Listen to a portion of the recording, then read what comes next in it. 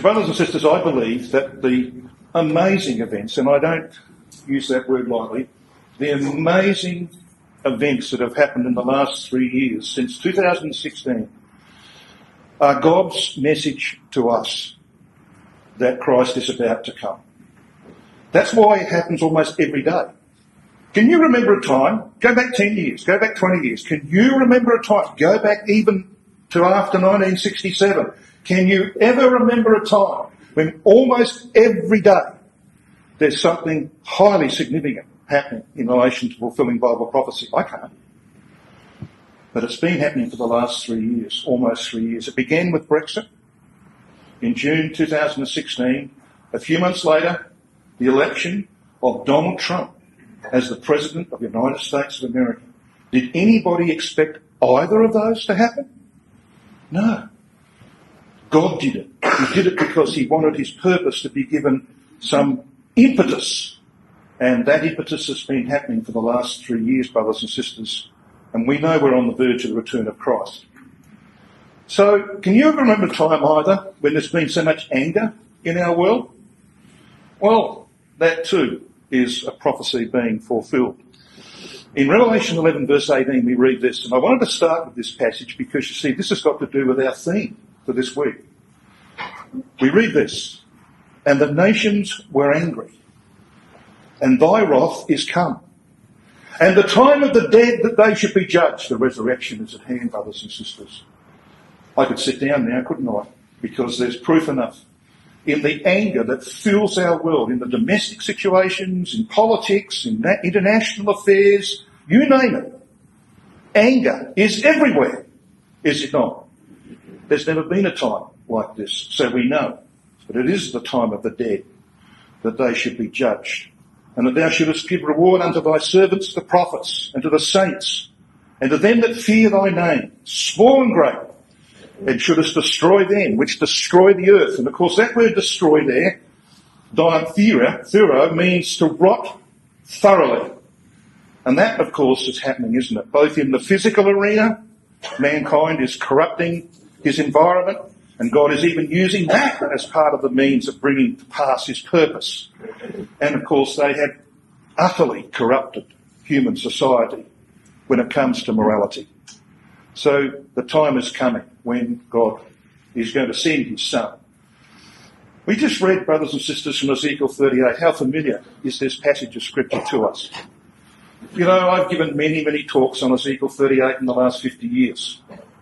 There's never been a time when I can speak about it like I can now. We are on the cusp of the fulfilment of God's purpose outlined in this chapter, and nearly, I'm going to say, everything required by those 13 verses that we've just read is either already in place, I believe, or is underway. And the purpose of this talk tonight is to show you that that's the case. Everything in those 13 verses is either in place or is underway. And we're going to see that as we proceed. So what then does Ezekiel 38 require? Well, the first two verses require a Eurasian dictator to dominate the continent. I think we might have him. Quite possibly might have him. It requires the territory east and north of Israel to be under Gogian control, verses 5 and 6. It requires a dependent Europe to fall under Gog's political control, verse 6, without the need for warfare. It requires the West Bank to be part of Israel proper, in verse 8. Amazing things happening there. It requires Israel to be at peace both internally and with near neighbours. That's happening as well, verses 8 to 11. It requires Israel to be very prosperous and envied by other nations. That's already in place. If you've seen Benjamin Netanyahu's recent speech in relation to that, you'll know how far that's advanced. It requires Yemen, Saudi Arabia and the Gulf states to be the first to oppose the Gogian invasion of the land. Think about that. Yemen, Saudi Arabia and the Gulf states beat Tarshish to object to the Gogian invasion. They're the first ones. What does that mean? It means they're the closest allies of Israel. That's ridiculous. They spent 70 years, those nations, trying to destroy Israel. but it's a requirement of Bible prophecy that they be Israel's closest allies at the time of Armageddon. I'll go into that as well. And we've got Britain and the young lions who follow suit in verse 13. Okay, so they're just some of the requirements of Ezekiel 38, 1 to 13. Let's pursue some. You know, the problem I had was what do you put in and what do you leave out? And that's the difficulty. So, excuse me if I go fairly quickly in a machine gun style. It'll be on the screen, so what you can't pick up from words, read it on the screen. Okay, so here we go. You ready? Strap yourself in. Putin. Now we thought maybe Gorbachev might be the go. Putin fits the requirements not only of Ezekiel 38, but more particularly of Habakkuk 2. I wish I had a half an hour to talk about it. Even the way he came to power in 2000 is there in Habakkuk chapter 2. I think he's the man, brothers and sisters. Time will tell. He thinks he's the man because, you see, the requirement is that he stand down after 2 terms. Oh, not now. Because there is a proposal before the Duma to get rid of the 2-term requirement so that he can stand again for election in 2024. Not that elections mean anything in Russia.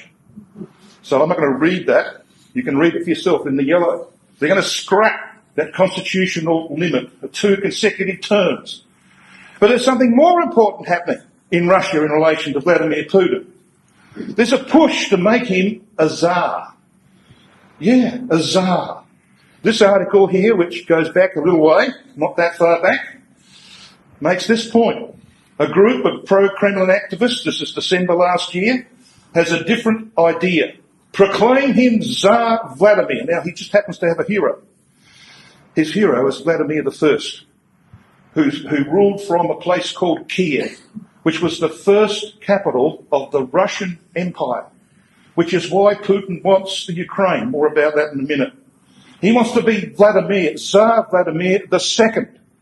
We will do everything possible to make sure Putin stays in power as long as possible, said a politically active businessman.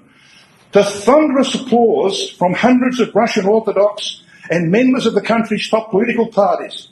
They were united by one cause, to return the monarchy to Russia. And they want to make Putin their Tsar. Well, it just so happens that in Upas Israel, page 432, Brother Thomas wrote, at some time hereafter, and that not far off, a Tsar of Russia will be both Emperor of Germany and autocrat of all the Russias. Brother Thomas might prove to be more accurate than we thought, because Russia is going to have a Tsar. Now, we read in Ezekiel 38, verse 2, that Gog, which we know as a title, means the one at the top. It's the title of a dictator. It's an individual who has what they call the vertical of power, which Vladimir Putin has and boasts about. That is one man like a Tsar who sits at the top and his word is law, and if you don't obey it, you go to jail or you go in a box. All right? That's the vertical of power. He's got nobody argues with him in Russia. That's what Gog means. The one at the top. It said of him that he is of, and that's how that should read, as you can see there on the base, he's of the land of Magog. So where's Magog? Well, what you can see there around that red line is the border that the historians say was Magog. It includes, on the eastern portion, the largest country inside that circle, which happens to be the Ukraine. Why is that important, brothers and sisters? Well, because that is where the Russian Empire was established. That's where the Rus first established their kingdom. Their first capital, 989 AD, was Kiev. Well, Kiev today is the capital of an independent nation called the Ukraine. It's not going to be independent for very long. And that's why there are rebels on the east of Ukraine. That's why in Moldavia, Russia has a couple of thousand soldiers. That's why Putin took control of the Crimea in 2014. And that's why he's doing a lot of things. I'm not going to mention all of them. This will do. March 29th, 2019. Ukraine's Orthodox Church faces eviction in Russia-annexed Crimea. Now, why is this happening? Well, it's happening because of what happened between August and November last year. The Ukrainian Orthodox Church, or at least a good proportion of it, more than half of it, decided But they no longer wanted to be ruled by the Patriarchate of Moscow. And so they switched allegiance to the Patriarch of Constantinople, which is what they still call Istanbul in the religious world. That's what Putin calls it, by the way. Constantinople. So they switched their allegiance to the head of the Greek Orthodox Church in Constantinople. That went down like a lead balloon in the Kremlin. That really got up Putin's nose. He is strongly supported by the church in Russia, and he's not going to allow that to happen, brothers and sisters. So he's been chipping away at the Ukraine. Immediately after they did that in November, he put forth a decree to cut off certain delivery of goods to Ukraine and to make life very difficult for them. And this is the next thing that's happened. Ukraine's independent Orthodox Church is facing eviction in Signposts, the capital of Ukraine's Crimean Peninsula, which was seized by Russia in 2014. So he's going to kick them out. He's going to make them pay for them taking their allegiance to Constantinople. So that's something that is boiling under the surface. And one day, he's going to take over the whole of Ukraine. He's going to have, brothers and sisters, portion of the land of Magog. But he won't be content with just that, will he? Because you see, he's got plans, and this was revealed by this defector. This is an article from the 5th of March 2019. A female tank commander defects for love, wrote this article. And it talks about this love story. But when she defected from the rebels because she had a relationship with a Ukrainian, she spilled the beans. She told them, because she was actually a commander, she told them that there were plans for the invasion of the Ukraine. Now, it's going to happen. And that's because the Bible says it has to happen. Gog of the land of Magog. But of course, Magog also includes other nations like Germany, doesn't it? And this is the article that I was given this morning by Brother Ian, who brought it up from his son Andrew. So I thought I'd put it in because we've got to have sensational things happening in 2019. Okay? So this article, this is the heading. What you see on the top there is the actual heading of the article, as you can see. Here, Brussels beware Vladimir Putin plotting to take over the EU. And this is part of what it said. No one is looking forward to the forthcoming European elections more than Russian President Vladimir Putin. One of the Russian leader's defining characteristics is his unerring ability to identify an opportunity in the face of even the most extreme adversity. Mr. Putin views the EU elections as an opportune moment to restore Russia's standing in Europe. The Kremlin's desire to steer the course of European politics in a direction more favourable to Russia is not a new phenomenon. Concerns about Russian meddling have been raised in France, Italy, Austria, Greece, the Netherlands and Germany, while questions remain as to whether Moscow tried to interfere in Britain's 2016 referendum on leaving the European Union. I could say a lot more about that, but there's no time. I want to move now to what he's doing with Turkey. He was very quick, said this article, back last year in June, to toast Erdogan's success in the Turkish election. Why would he want to do that, brothers and sisters, do you think? Do you remember the 24th of November 2015 when the Turks shot down a Russian jet over the border between Syria and Turkey? Remember that? The first thing he did was to close the borders, to shut down trade, and 2 weeks later he sent a letter to Erdogan demanding the return of the Hagia Sophia. Why would you ask for that? Well, the Hagia Sophia is like the Vatican to Greek Orthodox and Russian Orthodox people. That's where the Russian Orthodox came from. They were kicked out by the Turks in 1453. That's their Vatican. Of course, it became a museum. I'll show you what's happening to it, or what might happen to it very shortly. He was very quick. So why do you think Putin then changed his tune in relation to Turkey and started cuddling up to Erdogan? Started to supply the S-400 missiles. Why did he do that, brothers and sisters? Well, he did it because of prophecy. In Daniel 8, verse 25, we read this. And through his policy also, he shall cause craft. Brother Thomas says that means or indicates priestcraft. It's got to do with religion. He shall cause craft to prosper in his hand, and he shall magnify himself in his heart, and by peace shall destroy many. That passage in Daniel 8 is about the ruler at the time of Armageddon, the ruler of Constantinople, the eastern leg of the image of Nebuchadnezzar, the base from which Gog will make his advance into the land of Israel and beyond. Brothers and sisters, Putin is angling to achieve things. Now, why would he do this? Well, Turkey just happens to be a member of NATO. But Turkey wants to be a member of the European Union. The European Union doesn't want them because they're Muslim. But you see, the problem is that they think their defence depends on NATO, and Turkey is part of NATO. So Putin is in there because he wants to totally undermine NATO and the European Union. That's what he's on about. And he's using this method of peace. By peace he shall destroy many. So what's Mr. Erdogan done recently? Well, foolishly, a week ago, March the 31st, he declared that Istanbul's Hagia Sophia should be renamed a mosque instead of a museum. Really? He's got rocks in his head, hasn't he? This is like sticking a needle in Vladimir Putin's nose. He is going, brothers and sisters, to pay for that. So it's amazing how these things pan out. The US, of course, has suspended the delivery of the F-35. This is this wonderful jet plane, this fighter plane that they've developed.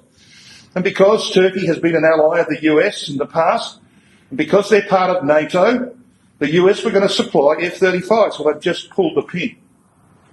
They pulled the pin because, of course, Turkey is also going to get S-400 missiles from Russia.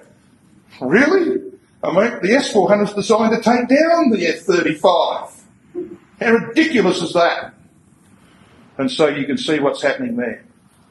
The hand of God. Isn't it, mate? Wouldn't it be wonderful to be an angel, brothers and sisters, and to pull the strings of events in the world? This is exactly what they're doing.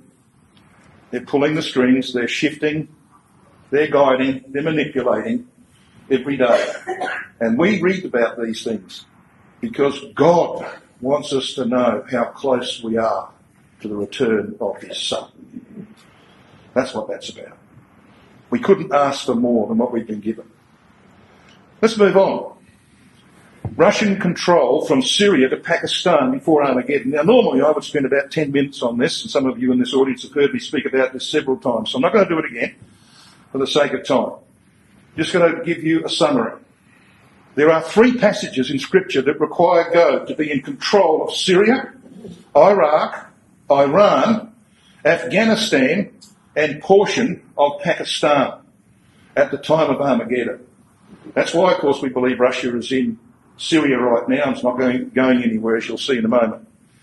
Those 3 passages are Ezekiel 38 verse 5, which says, the very first name there is Persia. Talk a bit more about that in a minute.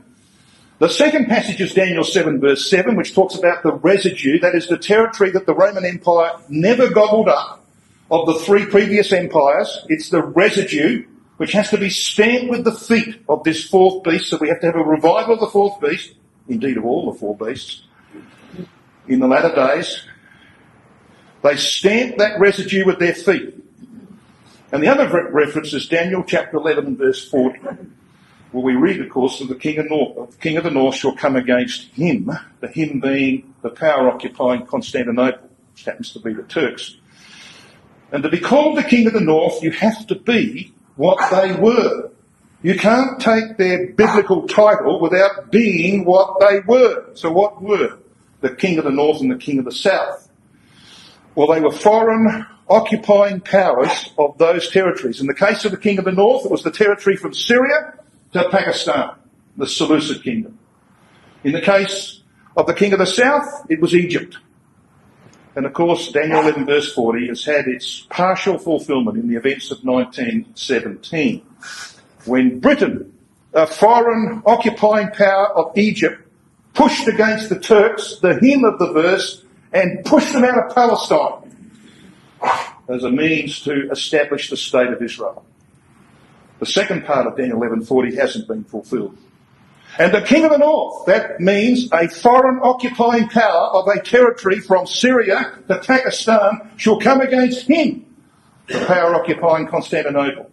Turks. All right? That's still to be fulfilled. So, brothers and sisters, we're watching some very, very interesting things happen.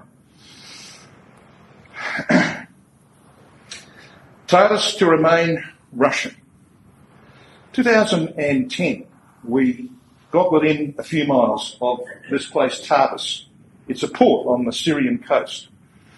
It was inhabited at the time by 50,000 Russians because they were building it with Russian money as a port to harbour their warships in the Mediterranean.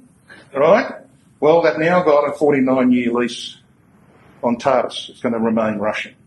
It's true also of Latakia, a bit further north. They've got a 49-year lease on that, with, of course, extensions thereafter. So what we have here, of course, is a reference to Russia dabbling in this region because they're going to stay there. They're not going anywhere. In fact, they are going to go somewhere. They're going to go further east.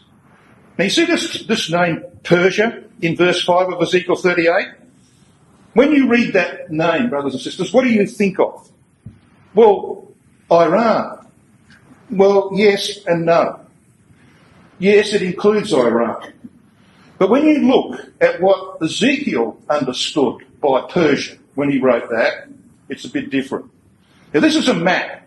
This is a map of the Medo or Median Empire, which became the Medo-Persian Empire in due time, between 625 and 550 BC.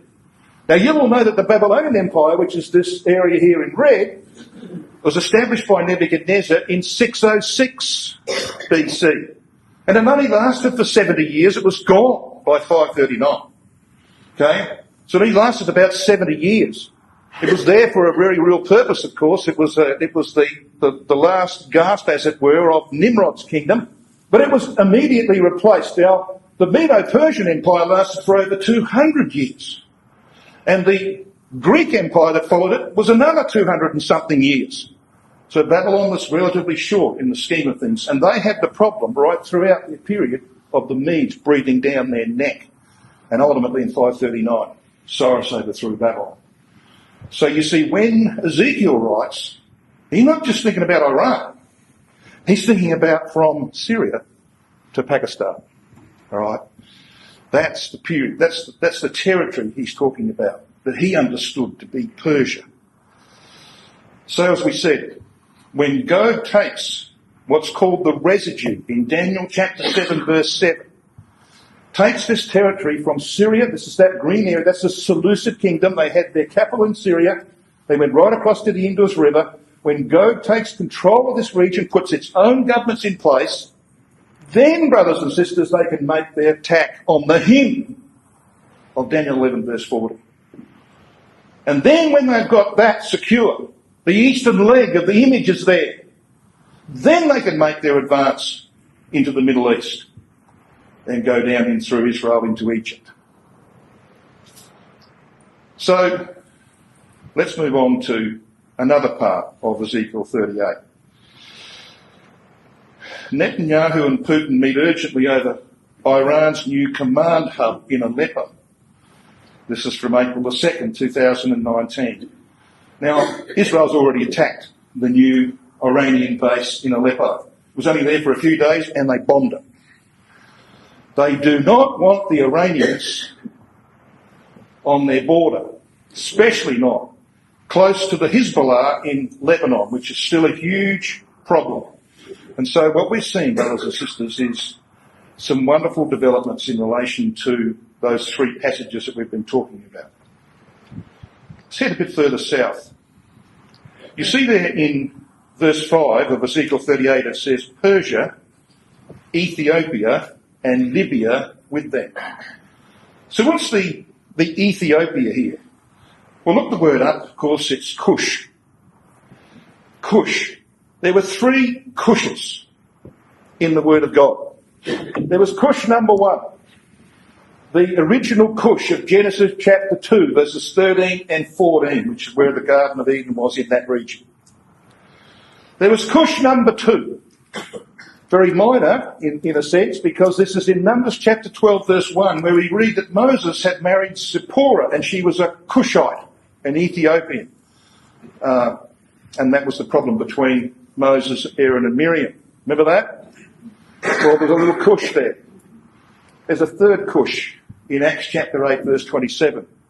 It's a reference to the Ethiopian eunuch. The Cush referred to here it may include part of the old Ethiopia, but it really is the land of the Sudan. And Sudan is south, the nation immediately south of Egypt. Libya, of course, is the nation immediately west of Egypt. So Egypt is surrounded by the Confederates of Gog. And that's why, of course, Gog, when they come down the plains of Israel and with many ships, they're not initially aiming for Israel. They're aiming for Egypt. Right? That's what Daniel 11 says. They're aiming for Egypt. That's because Egypt at that time will not be part of their confederacy, but the nations around them will be. And we'll go into that a bit more in a minute. So what about Russian involvement in Sudan? Well, going back to 2017, the leader, he's just been deposed by a coup. His name is Bashir. He went to Moscow and he asked Putin for protection from the US, and Putin was quick to respond. Here's why, this is the headlines of the articles, here's why Russia might set up a Red Sea base in Sudan. Well, he's been deposed in the last couple of months, and we read this from the Moscow Times on the 11th of April 2019. Russian lawmakers have spoken out against what they called an unconstitutional military coup in Sudan that has reportedly ousted longtime leader and close Russian ally Omar al-Bashir. It goes on to say that one of their spokesmen said in the green on the screen, no matter how the new government is configured, there is no doubt that they will seek cooperation with Russia in the near future. We've always maintained close relations with Sudan, even in Soviet times. This country has the most important geographical position, notice these words, the most important geographical position on the African continent and in the Arab world. Big things are happening there. Russia is going to make sure they consolidate their power and the control. They're going to build a naval base there. In fact, they're going to build a military base in the Sudan. That was the original intention. And that's exactly what will happen in due time because of that prophecy. Let's go to Libya, to the west of Egypt, because they're mentioned next in Ezekiel 38, verse 5. We've got Persia, which we've seen as that territory from Syria to Pakistan. We've got the Sudan, and we've got Libya, all of whom will be close confidants of Gog. Well, what about recent developments in Libya? We know that the Arab Spring ultimately brought the overthrow of Colonel Muammar Gaddafi, who meant a very sticky end, and a former ally of Gaddafi who had, in fact, to escape from Libya for 20-odd years, lived in the US, Field Marshal, he called himself a Field Marshal, Khalifa Haftar, heads the Libyan National Army, the LNA. And they control eastern Libya, and they're supported by Russia. Haftar has visited Moscow at least twice, that I've heard of, to seek help from Putin, and Russia actually landed troops on the Egyptian coast in support of Haftar in early 2018. Haftar's forces have in the last couple of weeks entered Tripoli. It's not the capital of Libya at the moment, but it's the place where the government sits, to overthrow the internationally recognised government of Libya. We're going pretty quickly, aren't we? We're ticking them off though, aren't we? Yeah. So let's read the next verse of Ezekiel 38. Gomer. Well, we know that Gomer is a reference to France and the nations of Western Europe. Gomer and all his bands, the house of Togarmah of the north quarters, and all his bands, and many people with thee. Now, this article from September last year made the point that even with a new president in the country of Armenia, Russia, and particularly Vladimir Putin, has very close ties with the leaders of that country. And the new president has come on board like the previous president, seeking the assistance of Russia. The Pope went to Armenia in 2016 and said that the Turks committed genocide. Now, I want to just point out a couple of things about Armenia. It's probably gone under the radar with some of us, but it's very important what's happening there. So who is this Tagama of Ezekiel 38 and verse 6? Well, go to the commentaries like Keel and Dalish, they will tell you Tagama is the name of the Armenians, who are still called the House of Thorgum or the Torkomansi. And in actual fact, what happened was that between 1915 and 1922, so the Turks took advantage of the events of the First World War, which began in 1914. They took advantage of that. They committed genocide against the Armenians. They killed at least 1.5 million. Many of them were actually driven into the wilderness to perish from starvation and thirst. And they seized 80% of the territory of Armenia. Now, if you have a look at this map, here's the historic Armenia. This is the red line. That was the original Armenia in 1915. They also had what they called a little Armenia over here in Cilicia, right? Well, the Turks seized all of that. They seized the bulk of this, and this today, the red, is the current Armenia. That's why you see they're called a house.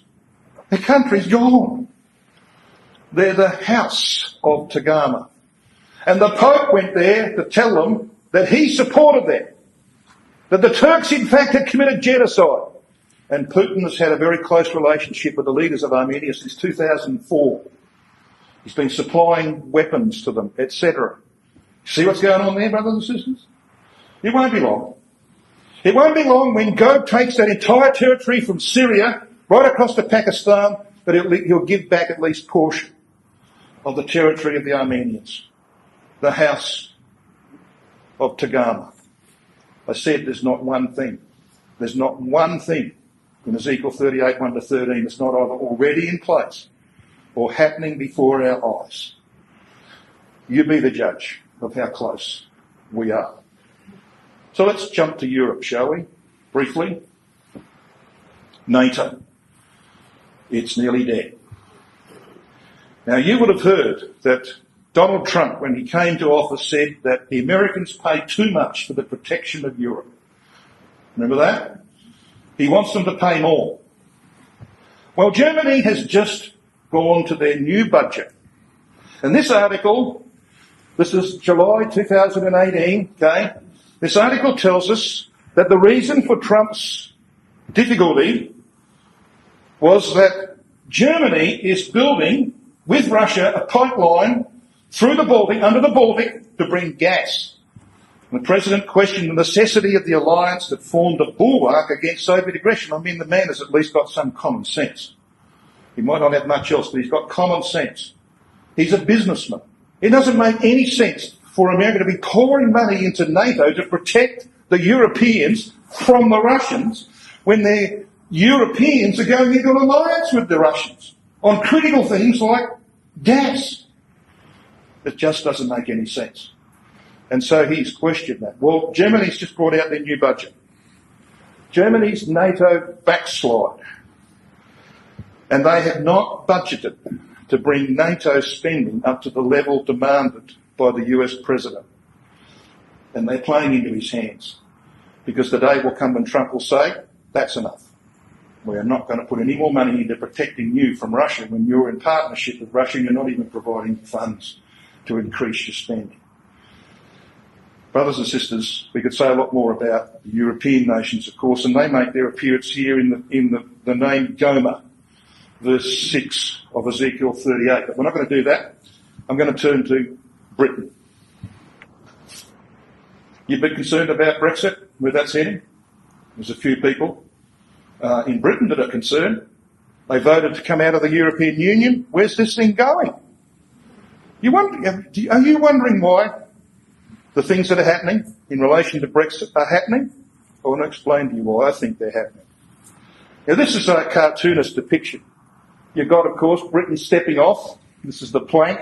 Here is the idiot with the 12 stars preaching to the unconverted, because many of these nations They say Italy, the Netherlands, Austria, Greece, France, and even Germany now have strong anti-EU movements.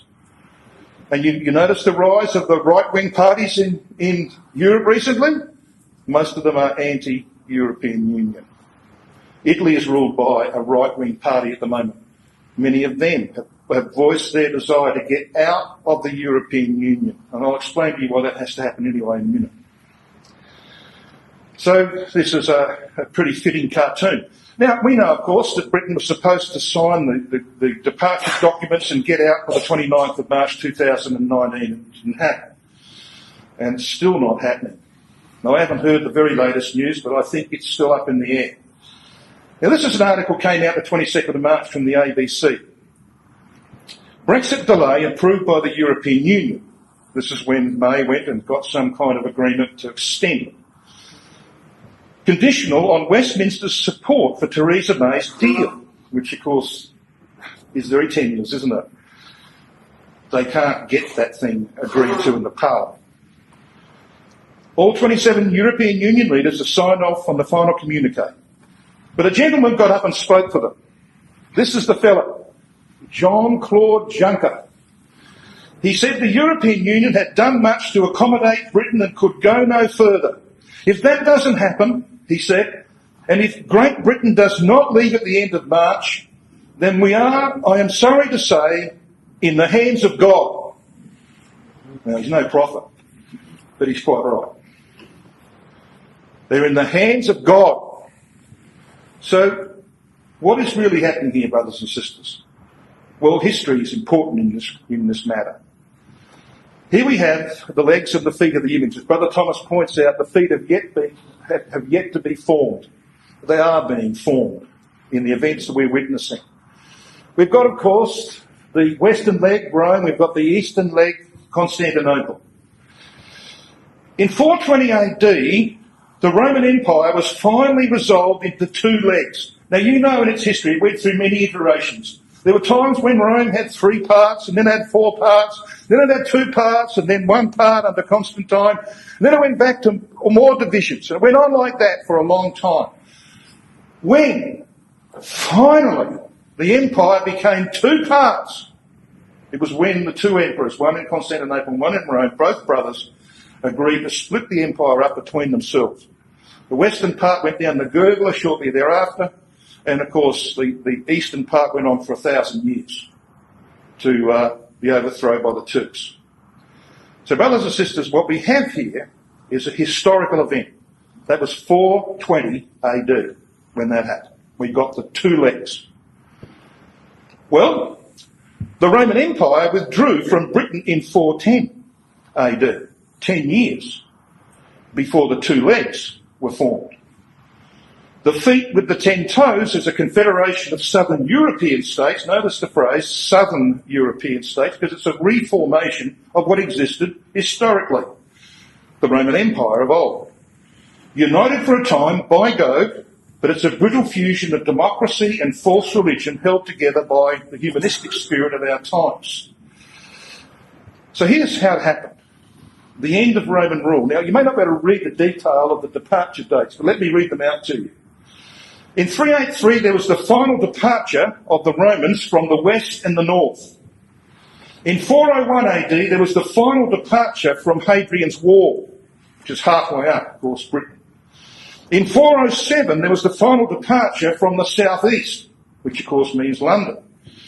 And in 409, there was the expulsion of Roman magistrates from the cities. And in 410, the rescript of Honorius, one of the 2 emperors who were going to divide the empire amongst themselves, Honorius wrote his rescript, which brought all the Romans out of Britain. You know what that's telling us? It was not the British who rejected Europe. At the end, brothers and sisters, it was the Europeans who rejected the British. And that's why I think it's so significant when he says, if the Brits can't get their act together, we're in the hand of God. And I think history will be repeated. I believe what will happen is the Europeans will say, enough is enough. If you mob can't get your act together in Britain to go down the path that your people chose in June 2016, then we'll do the job for you. And they will cut Britain off. And that's exactly what God wants, isn't it? He wants Britain to be completely out of Europe. He doesn't want their connection with Europe.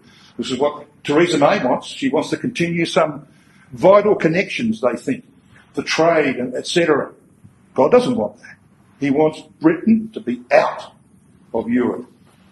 Hard Brexit, here we come. If history is to be repeated, it will be Europe that finally withdraws from Britain.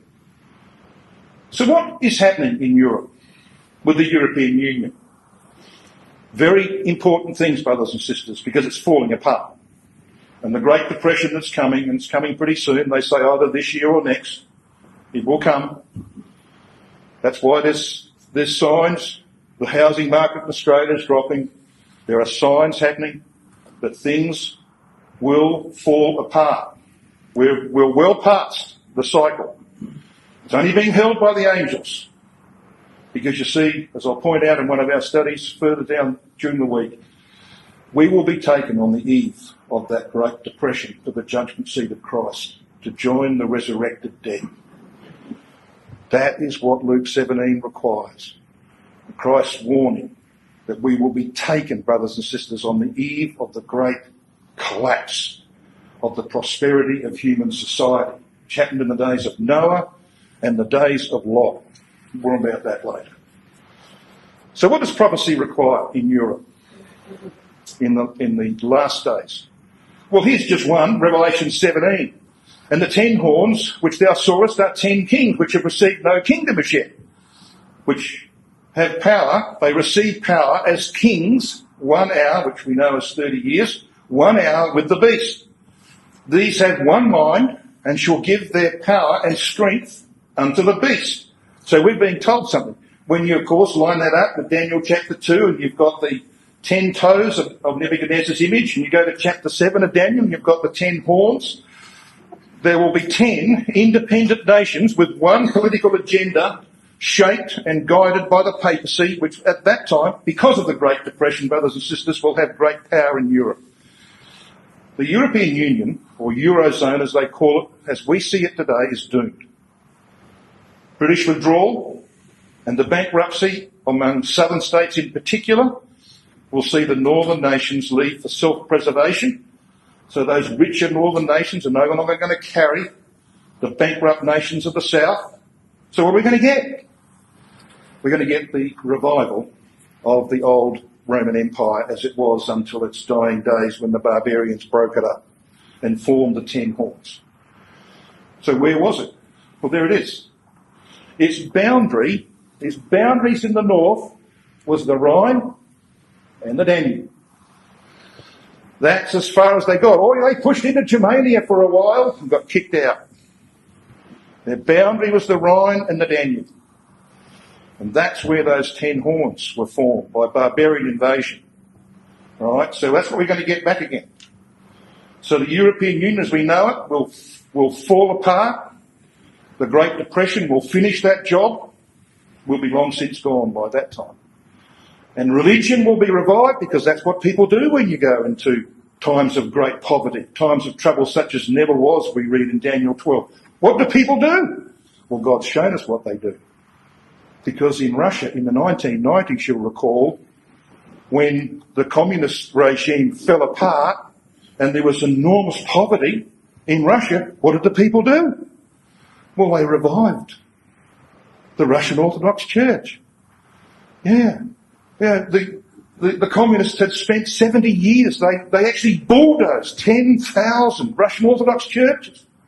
And they've been building churches, some of them unbelievably grand, in Russia ever since. People go back to religion when they're in poverty and trouble. That's what will happen in Europe. And we'll get our fourth empire back again, brothers and sisters. It will be the revival of the beast of the sea. Revelation 13, verses 1 to 10. Go back to that phase of history again. History will repeat itself. with the papacy having enormous political clout in Europe. It'll be the fourth beast of Daniel 7 verse 7, which Christ and the saints have to destroy, so it's got to be there. You can't destroy something that's not there. It's got to be revived again. And we get Babylon the Great of Revelation chapter 17. Whew. I mean, I could spend half an hour just on that matter. I'm not going to do it anymore. Because I want to move to what I think is the most important thing that's been happening. The events in the Middle East. I mentioned Israel's prosperity. Israel had socialist prime ministers from 1948. They couldn't run a backyard, leave alone a country. And so Israel's economy was a basket case. They had support from America. If it hadn't had support from America, huge handouts, they wouldn't have survived. God made sure of that. But that wasn't what prophecy required. What prophecy required was Ezekiel 38 verse 12. When God comes down upon the land, it's to take a spoil and to take a prey, to turn thine hand upon the desolate places that are now inhabited. The people that are gathered out of the nations which have gotten cattle and goods that dwell in the navel of the land. More about that in a minute too. So what was required was a change. Ezekiel 38:12. So God put Benjamin Netanyahu in power from 96 to 99, and again as finance minister from 2003 and 4. Then from 2009 to 2019, he's just been re-elected. You remember? Just been re-elected. He made radical changes, particularly as finance minister, to the way Israel did business. They adopted the Canadian and Australian models of finance. You remember that in 2007, 2008, Australia and Canada actually survived the global financial crisis better than anybody else. That's because we've got tight financial rules. That's what Israel adopted under Netanyahu. And of course, he lowered tax. He encouraged entrepreneurs, even those who went bankrupt. He said, I'll give you a second chance. That's why Israel today leads the world in technology. That's why they've become the envy of nations. That's why they're so important in relation to cyber security. And you can go on and on and on. I'd love to show you a little video clip, which we don't have time to do now. A video clip of Netanyahu's speech. It's just astonishing what that nation has accomplished in the last 10 or so years. It had to be that way, brothers and sisters. God was not going to come down upon a land of poverty and misery. We're going to come down upon a land that was envied by other nations. And that's true today, regardless of what happens between now and Armageddon, still 10 years away. Think about that. Even after the Depression, it will be Israel that comes out best of all nations. They will be envied because of their prosperity. That didn't even look possible at the time when I was baptised in 1967, did it? But it's a reality now. Israel, of course, has been involved in many wars, some of them designed to destroy them. The 48-49 War of Independence, designed to snuff them out as a new state. In 56, the Sinai campaign, when Britain and France used Israel as their means to take control of the Suez Canal, we had the Sinai campaign. Let's just go back to that briefly. The Six-Day War, of course, we are familiar with. In 1967, one of the greatest events of modern history. And the 1973 Yom Kippur War, which they almost lost had it not been for the influence of the American weapons that were given to them and overshadowed by the Almighty. All of those wars, really, in many ways were designed, apart from the Sinai campaign, all of them were designed to destroy Israel. And the nations involved were their immediate neighbours. Egypt, principally, under Gamal Nasser. Then, of course, Saudi Arabia, the Gulf states, Iraq, Iran, and so on. All of them determined to destroy Israel. But they weren't successful. And last year, on the 14th of May, Israel celebrated its 70th anniversary, and the US moved its embassy from Tel Aviv to Jerusalem. Australia even got in on the act. We had our Prime Minister saying that West Jerusalem, they didn't mention East Jerusalem, that's still up in the air as far as they were concerned, but West Jerusalem was the capital of Israel. And Mike Pence got involved in January last year. He went into the Middle East and he made it very clear to the leaders of Egypt and Jordan and other nations that they had to stop fighting Donald Trump's Palestinian policy. And they have. I want to show you what's happened. And then we had this headline, 22nd of March 2019. Pompeo says God may have sent Trump to save Israel from Iran. Really? He was asked if President Trump right now has been sort of raised for such a time as this, just like Queen Esther, to help save the Jewish people from an Iranian menace. As a Christian, said Pompeo, I certainly believe that's possible. I am confident that the Lord is at work here. Yeah, he is. He is at work here, brothers and sisters. Nobody would have thought that Donald Trump would become President of the United States, except God. And he made sure of it, because he wanted that man to fulfill things that wouldn't have happened had we had Clinton or some other leader of the US. And that's why these amazing things have happened. Trump not only shifted the embassy to Jerusalem, he now, of course, 22nd of March, with this article, he's declared the Golan Heights to be essentially Israel territory, which they took, of course, in the 67 and 73 wars. Of course, other nations don't agree with that. Among them, Russia, Iran, even the Arab states reject the unlawful US decision on the Golan Heights. This article, the 26th of March this year. So what is Russia going to do about that? Well, Putin being Putin, he's in there. So he's just signed a $2 billion contract for fighter jets with Egypt. He knows where Egypt's heading in this situation. He knows that Egypt's cuddling up, not just to the Arab states to the east, but to Israel. So what's he going to do? He's just put his hat in the ring. $2 billion worth of fighter jets for Egypt. Harking back to the days of Nasser, remember? Russian support both for Nasser and Sadat. So why is all this happening, brothers and sisters? Why have there been such dramatic changes? Well, the election of Trump is one of the factors involved. But this is the other one. This is the issue that has brought about huge change between 2017, which, in my opinion, for what that's worth, in my opinion, was the most significant year of fulfilled Bible prophecy, or fulfilling Bible prophecy, since 1967. And if you do the maths, between 1967 and 2017, it was a jubilee period. That's why I believe that year was so highly significant in the scheme of things. This is the Arab world. It's been divided for nearly 4 centuries over an issue of who should be their leader.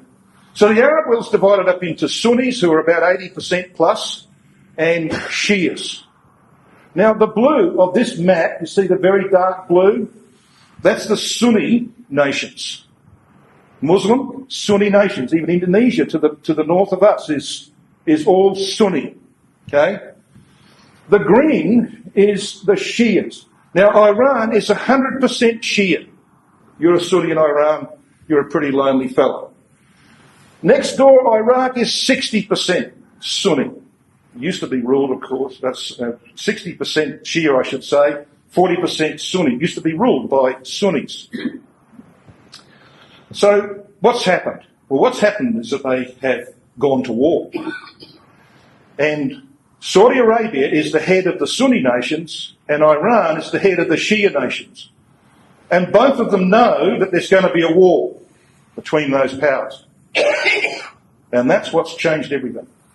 And that's why things like this are happening. This is an article going back to 2017 about changing the Arab mind. And this happened in Saudi Arabia, and it's been ongoing in Saudi Arabia ever since.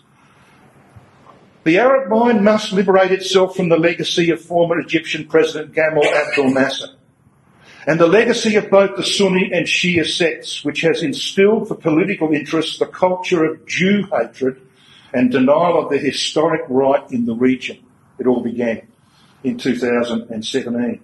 Something else happened very important in 2017. Debka called it a game-changing event. Naming bin Salman Saudi heir impacts US-Israel, wrote this article.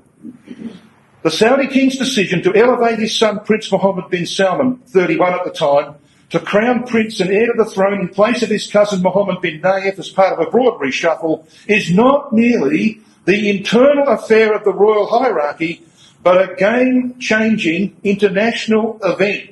They were quite right.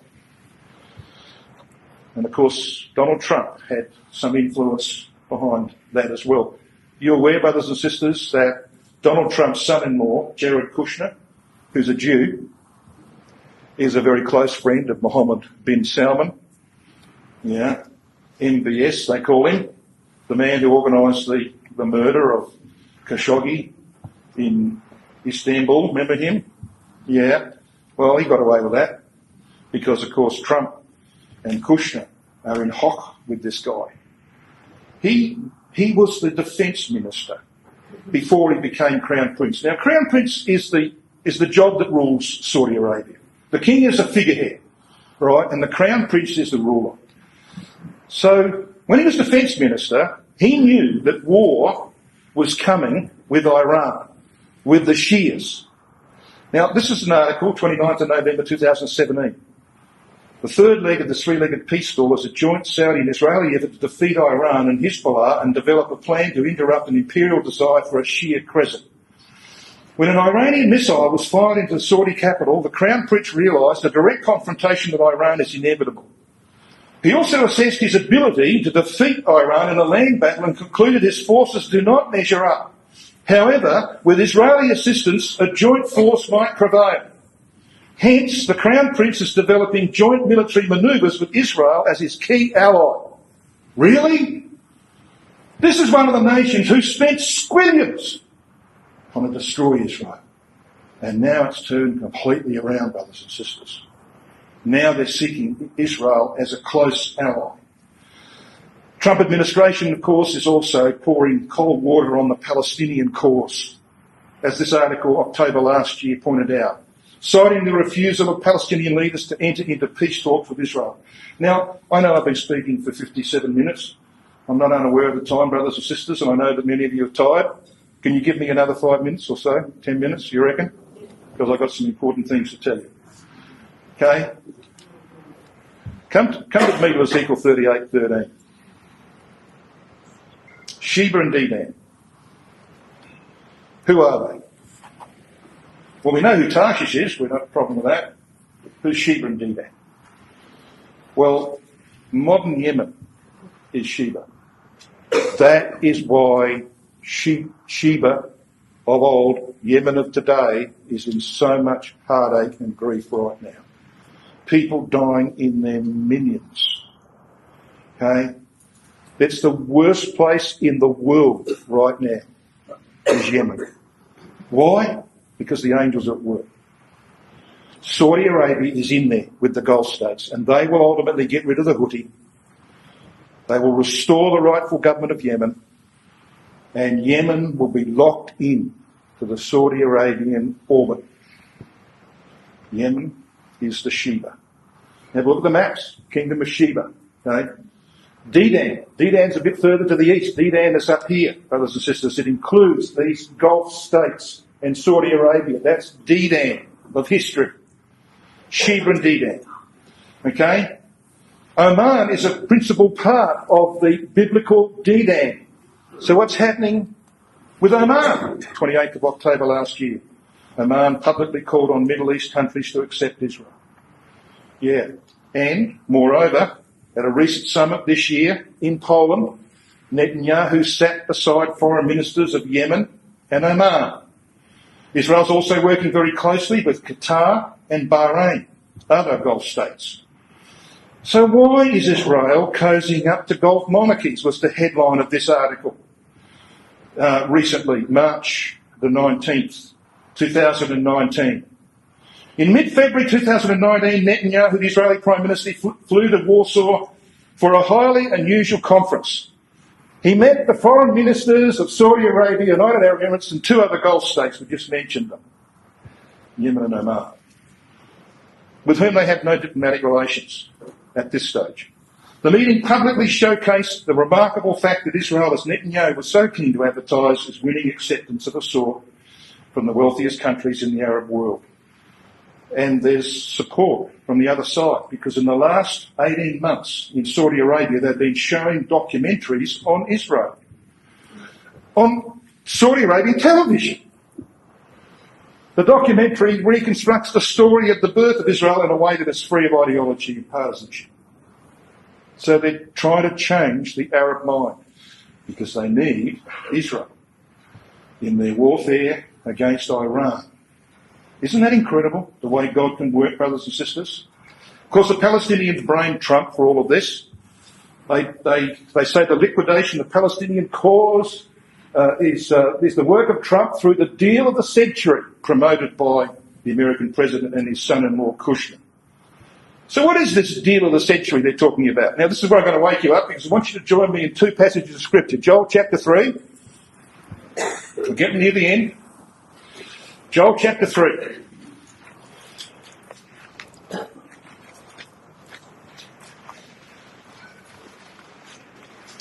We know what Joel 3 is about. The first couple of verses tell us that. It lines up with Zechariah 14 and Ezekiel 38. It's the Gogian invasion of the land.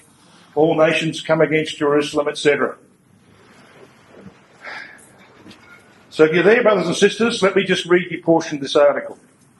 This goes back to December 2017. Riyadh has dropped its demand that Israel accept a Palestinian state with East Jerusalem as its capital. Since the original Saudi peace proposal, which the prince, that is MBS, called Plan A, was dead, it is necessary to move forward to Plan B. Plan B is essentially as follows. The state of Palestine would be established in the Gaza Strip, plus large tracts of territory to be annexed from northern Sinai. Egypt has agreed to that outline. Really? Yeah, really. I want to show you that even the Palestinians know that now. You see, the West Bank has to be part of Israel proper at the time of Armageddon, not a Palestinian state. That's why we read of the mountains of Israel in Ezekiel 38 verse 8. Not the mountains of Palestine, the mountains of Israel. So where are the mountains of Israel? Well, they run from Hebron to Mount Gilboa. 90% of them are in the West Bank. And the Likud party, this was the last political decision made in 2017 anywhere on the planet, was made at 11:45 p.m. on the 31st of December 2017 by the Likud party. They made a decision to legally annex portions of the West Bank as a proposal to ultimately take it all over. That was made 18 months ago, brothers and sisters. And now the Palestinians know it. This article, 31st of March 2019, you've got Abbas.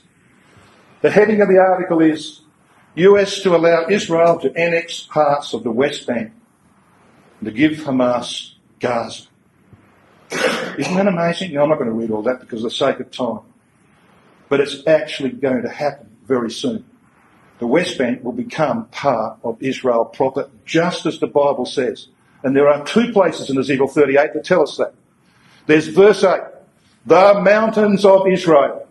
Right? God comes down upon the mountains of Israel. And verse 12 says that these people dwell in the midst of the land. And the Hebrew word means the navel of the land. If you see the land of Israel as a body, where's the navel? In the West Bank. Right? So it will become part of Israel proper. And of course they're now talking about how painful that's going to be, especially for the Palestinians, but also for Israel in part.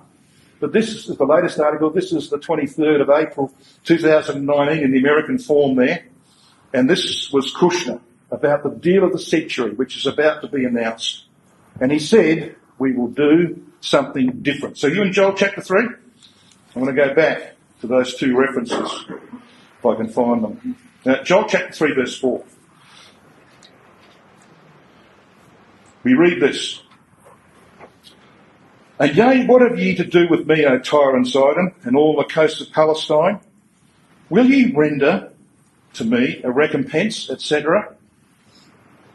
Let me just ask you one simple question, brothers and sisters. Does the West Bank have a coastline? No. The closest it gets to the Mediterranean is 9 miles. It doesn't have a coastline. And we read here about Tyre and Sidon, which was the Hezbollah is there, and that's why that reference is made, and all the coasts of Palestine. Come to Zephaniah chapter 2, a bit further on. Zephaniah chapter 2. Now, we've always got to get our context right. We know what the context of Joel 3 was about. That's not difficult at all. What's the context of Zephaniah 2 about? Look at verse 11. Yahweh will be terrible unto them, for he will famish all the gods of the earth. And men shall worship him, every one from his place, even all the isles of the nations. So, when will that happen, do you think? Well, it's the kingdom, isn't it? Clearly the kingdom. That's your context. So the events before are the lead up to the kingdom. Read from verse 4 of Zephaniah chapter 2. For Gaza shall be forsaken and Ashkelon a desolation. They shall drive out Ashdod at the noonday, and Ekron shall be rooted up. Woe to the inhabitants of the sea coast, the nation of the Kerethites. Who are Kerethites? Philistines, aren't they?